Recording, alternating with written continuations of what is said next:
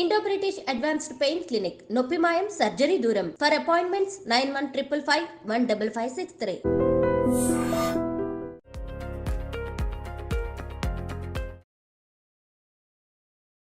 మనకు vegetarian non vegetarian diet యూజువల్గా humans vegetarian నుంచి నాన్ వెజిటేరియన్ నుంచి కానీ నాన్ వెజిటేరియన్ డైట్స్కి కొన్ని అంటే తెలియకుండా కొన్ని సైడ్ ఎఫెక్ట్స్ ఉంటాయి. దాంట్లో ముఖ్యంగా ఏంటంటే మన నాన్ వెజిటేరియన్ డైట్లో ఎక్కువ అంటే కొలెస్ట్రాల్ అవన్నీ ఉంటాయి కాబట్టి మన బాడీలో ఉన్నటువంటి కొన్ని ఆర్గన్స్ క్లాగ్ అయ్యే ఛాన్స్ ఎక్కువ ఉంటాయి.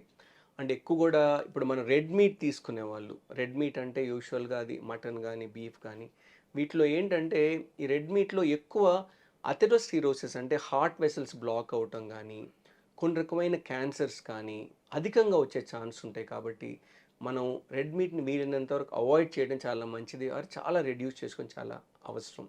ఎప్పుడైతే మనం ఈ non vegetarian high protein diet తీసుకుంటామో సాధారణంగా మన బాడీ ఒక లిమిట్ కన్నా ఎక్కువ డైజెస్ట్ చేయటం అనేది నాట్ పాసిబుల్. అందుకని ఏంటంటే మన స్మాల్ ఇంటెస్టైన్స్లో మనం వెళ్తూ ఉన్నప్పుడు ఈ ప్రోటీన్స్ అన్నీ కూడా హై ప్రోటీన్ తీసుకున్నప్పుడు అవన్నీ కూడా మన బాడీలో అల్టిమేట్గా లార్జ్ ఇంటెస్టైన్ కోలన్కి వెళ్ళిపోయి అట్లా ఉండిపోతాయి.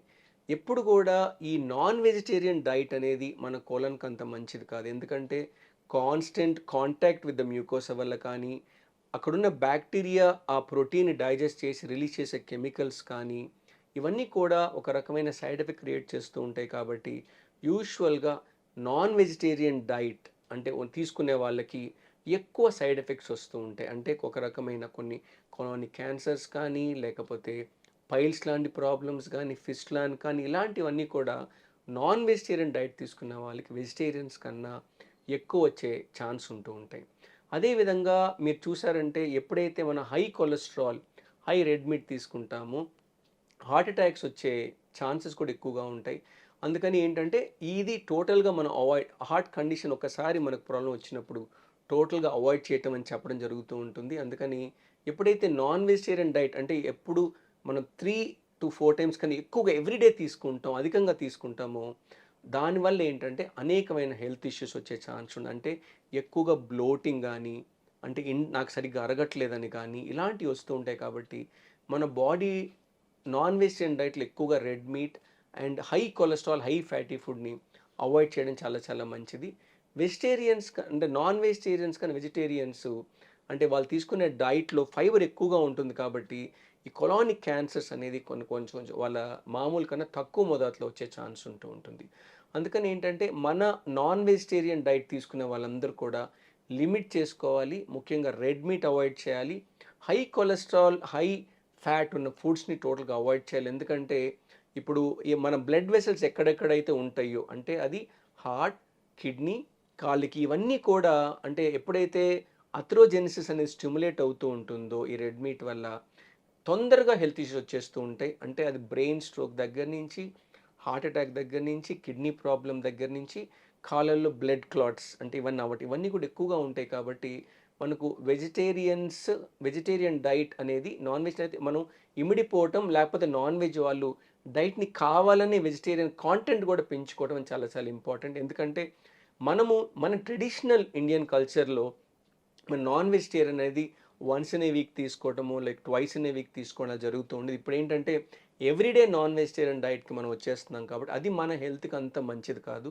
డైట్లో బ్యాలెన్స్ డైట్లో అంటే మన హోల్ గ్రెయిన్స్తో పాటు ఎప్పుడైతే మనం నాన్ వెజిటేరియన్ డైట్ యాడ్ చేస్తామో అదే టైంలో ఫైబర్ కంటెంట్ ఇంక్రీజ్ చేసుకోవటం వల్ల కొంచెం ప్రొటెక్టివ్ మనకు ఎఫెక్ట్ వస్తూ ఉంటుంది. కాబట్టి మన ప్లేట్ డైజెస్టివ్ ప్రాక్టికల్గా మనం తినే హోల్ మీల్లో మనకు ఖచ్చితంగా బ్యాలెన్స్గా ఉండాలంటే బ్యాలెన్స్ అంటే ఫైబర్ కాంటెంట్ ఉండాలి, వాటర్ కాంటెంట్ ఉండాలి, ప్రోటీన్ కాంటెంట్ ఉండాలి. ఆ ప్రోటీన్ కాంటెంట్ కూడా అనిమల్ నుంచి వస్తుందా వెజిటేబుల్ నుంచి వస్తుందా మనం బ్యాలెన్స్ చేసుకోవాలి. ఇలా చేసుకోకపోతే మన ప్రోటీన్ కాంటెంట్ అంతా కూడా నాన్ వెజిటేరియన్ డైట్ని వచ్చినప్పుడు అది మనకి హెల్తీ కాదు.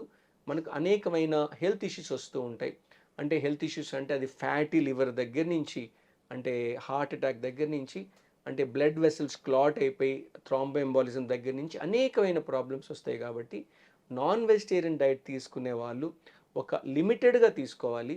ఒక లిమిట్ని మించి తీసుకోకూడదు. డైట్ మొత్తం నాన్ వెజిటేరియన్ ఉండకుండా బ్యాలెన్స్ డైట్ అనేది తీసుకుంటే అనవసరమైన అంటే హెల్త్ ఇష్యూస్ని రాకుండా మనం కాపాడుకోవచ్చు. ఎందుకంటే నాన్ వెజిటేరియన్ హయ్యర్ క్వాంటిటీలో తీసుకున్నప్పుడు ఇప్పుడు చూసారంటే కొలానిక్ క్యాన్సర్స్ అవన్నీ కూడా ఎక్కువైపోతున్నాయి కాబట్టి దాన్ని ప్రొటెక్ట్ చేయడం కోసం ఎప్పుడైతే నాన్ వెజిటేరియన్ డైట్ తీసుకుంటారో దాన్ని అంటే కాంటెంట్ తగ్గించడానికి అధికంగా ఫైబర్ని కూడా యాడ్ చేస్తే మళ్ళీ కొంతవరకు మన దగ్గర మనకు అంటే రిస్కీ ఫ్యాక్టర్ అంటే మన కొలాన్ రిస్క్ దగ్గర తగ్గించడానికి ఆస్కారం ఉంటుంది కాబట్టి non vegetarian diet neat B అంటే మనం మిగతా డైట్ మనం బ్యాలెన్స్ చేసుకొని చాలా చాలా అవసరం.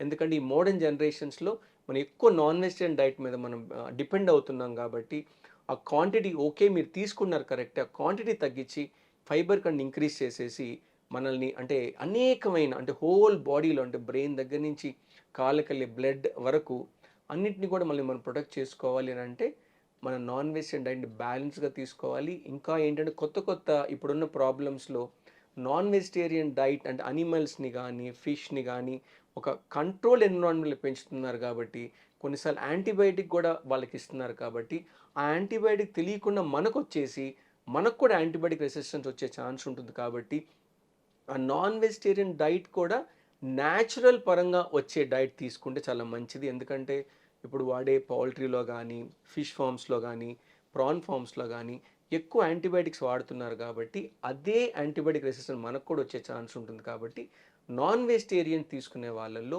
ఈ రిస్క్ అధికంగా ఉంటుంది. అంటే మనమే యాంటీబయాటిక్ రెసిస్టెన్స్ క్రియేట్ చేసే ఛాన్స్ ఉంటుంది కాబట్టి ఈ డైట్ అంటే నాన్ వెజిటేరియన్ డైట్ ఎక్కడి నుంచి వస్తుందో కూడా మనం చూసి న్యాచురల్గా తీసుకుంటే కొంతవరకు మనకు అంటే సేఫ్టీ అనేది ఉంటుంది కాబట్టి ఇలాంటి మనం డైట్ని ఇలాంటి చిన్న చిన్న జాగ్రత్తలు అంటే ఎవరైతే నాన్ వెజిటేరియన్ డైట్ తీసుకుంటున్నారో అది సోర్స్ ఆఫ్ డైట్ అంటే అది యూజువల్గా అంటే మనం లీన్ మీట్ అన్న అయి ఉండాలి, అంటే లీన్ మీట్ అంటే ఒమేగా ఫ్యాటీ యాసిడ్స్ ఉన్న డైట్ అన్న ఎక్కువగా ఉండాలి. అదేవిధంగా మనం తీసుకున్న కొలెస్ట్రాల్ హై కంటెంట్ అంటే హై ఫ్యాట్ కంటెంట్ ఉన్న నాన్ వెజ్ డైట్ మనం అవాయిడ్ చేయాలి.